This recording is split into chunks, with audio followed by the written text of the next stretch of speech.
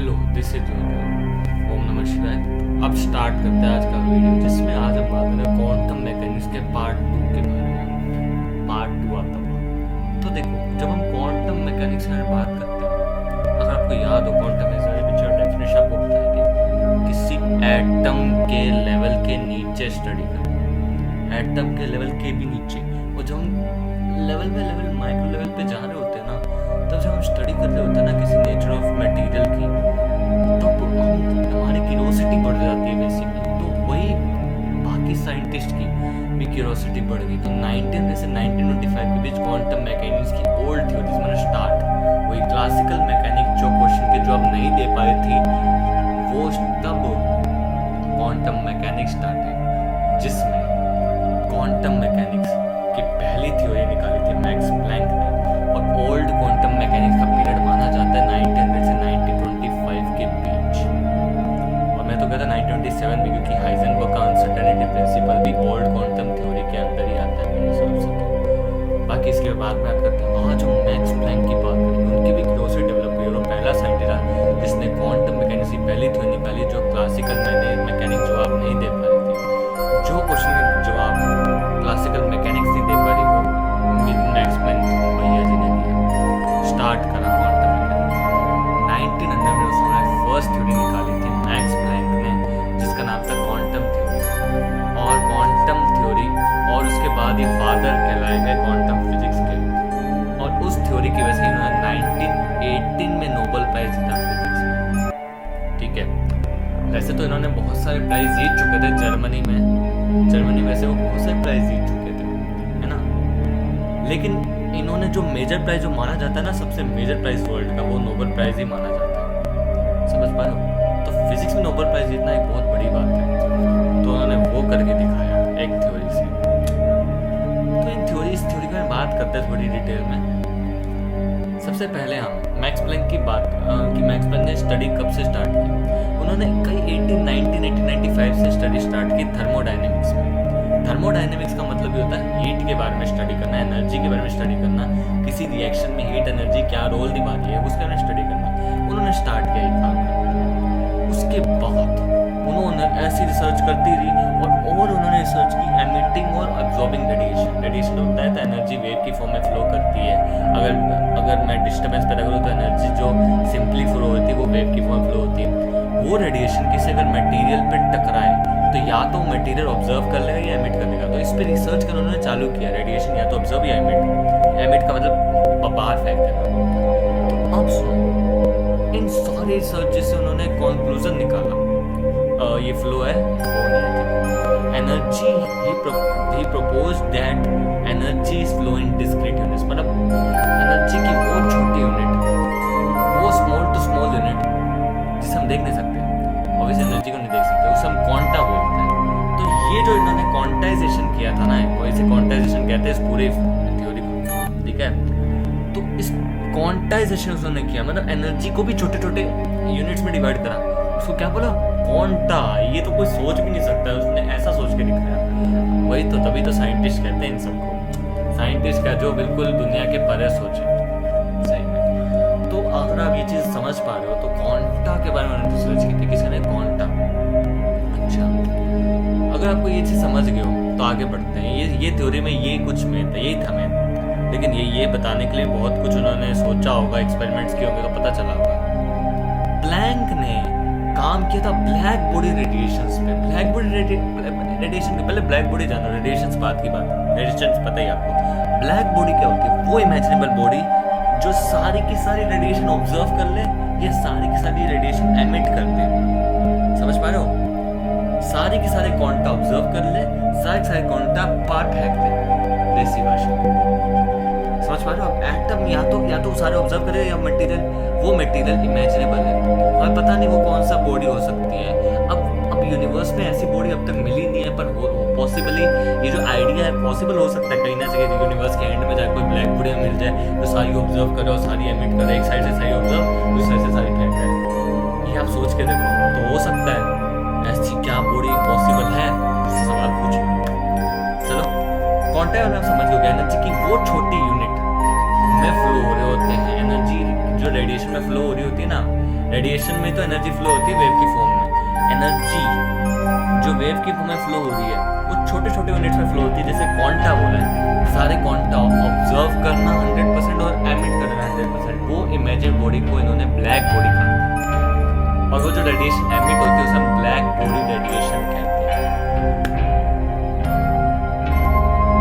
आप ये समझे? अगर कोई डाउट आया तो जरूर बहुत प्लैंक की ऐसा क्रिएटिव आइडिया सोच के देखो, और प्लैंक ने रिस्पेक्ट भी बहुत कमाई थी। वो एक इंस्टीट्यूशन में काम कर चुके, जर्मन इंस्टीट्यूशन है काइजर विल्हेल्म सोसाइटी इंस्टीट्यूशन ही है सोसाइटी। इसके अंदर बेसिकली 83 सोसाइटीज भी इन्वॉल्व थी, है ना। तो इस पे 2 टाइम प्रेसिडेंट बन चुके हैं। इसके बाद जब उन्हें 1980 में मिला था ना नोबेल प्राइज, तो उसके बाद 1948 में इस सोसाइटी का नाम, जो आप देख पा रहे हो, इस सोसाइटी का नाम रख दिया था मैक्स प्लैंक सोसाइटी 1948 में। इसके अंदर भी बहुत सारे इंस्टीट्यूशंस या सोसाइटी इन्वॉल्व थी, समझ पा रहे हो। 83 मतलब मैक्स प्लैंक ने एक्चुअली में बहुत इज्जत भी कमाई थी उस टाइम पे, जिस टाइम पे जर्मनी में सिर्फ किंग और क्वीन को ही रिस्पेक्ट दी जाती थी। उस टाइम में इनको रिस्पेक्ट देने लगे। चलो आगे बात करते हैं।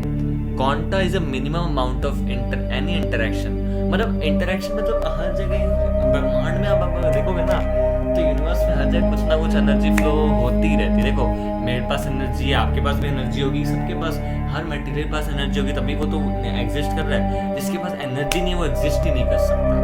अब इसके बारे में बात करेंगे कि वो एग्जिस्ट ही नहीं कर सकता। मतलब इंटरेक्शन मतलब कोई ना कोई इंटरेक्शन एक दूसरे से हो ही रहा है।